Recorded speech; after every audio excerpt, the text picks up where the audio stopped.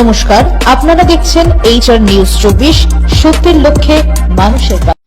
Ranaghat police জেলার SP Kumar সানিরাজের নেতৃত্বে আবারও বড়সড় এক সাফল্য এনে দিল তাহিরপুর থানার ASI প্রভাস মণ্ডলের নেতৃত্বে তার ফুল টিমের সকল সদস্যদের তৎপরতায় গতকাল রাতে গোপন সূত্রে খবর পেয়ে তারা হানা দিয়ে 4 জনকে বিননগর দক্ষিণপাড়া নন্দীপুকুর পাড়ে এক বাড়িতে জুয়ার আসর বসেছিল।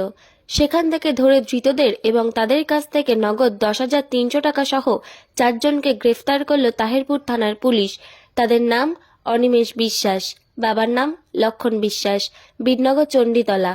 উত্তম মোদক, বাবার নাম গোবিন্দ মোদক, শ্যামনগর।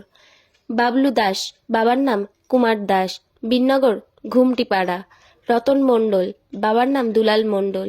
তাদের প্রত্যেকের বাড়ির বিননগর এলাকায় এবং আজকে আটক করে তাহিরপুর থানার পুলিশ তাদেরকে রানাঘাট কোর্টে নিয়ে যায়। চলুন এই বিষয়ে কি বলছে আমরা বিস্তারিত শুনে নেব। ধৃতরা নদিয়ার বিননগর থেকে ব্যুরো রিপোর্ট, HR নিউজ 24। ভালো বলতে পারবো না।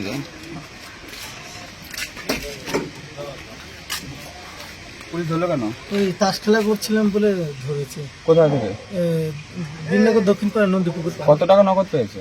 নগদ ধরো আমার কাছে ছিল 800 টাকা, আর ওই ভাইপোর কাছে ছিল তোমার 900, আর এর কাছে ছিল 200 টাকা, আর একজনের কাছে ছিল 7,000 টাকা, মোট 7,500 টাকা ছিল। মোট 10,000 টাকার মতন পেয়েছে। হ্যাঁ হ্যাঁ হ্যাঁ। তা ওই যার কাছে 7,500 ছিল ওর বলছে নাকি লোনের টাকা ছিল। লোনের টাকা।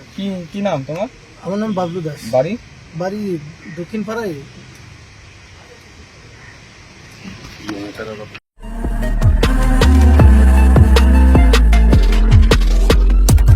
নমস্কার, আপনারা দেখছেন HR নিউজ 24, সত্যের লক্ষ্যে মানুষের পাশে।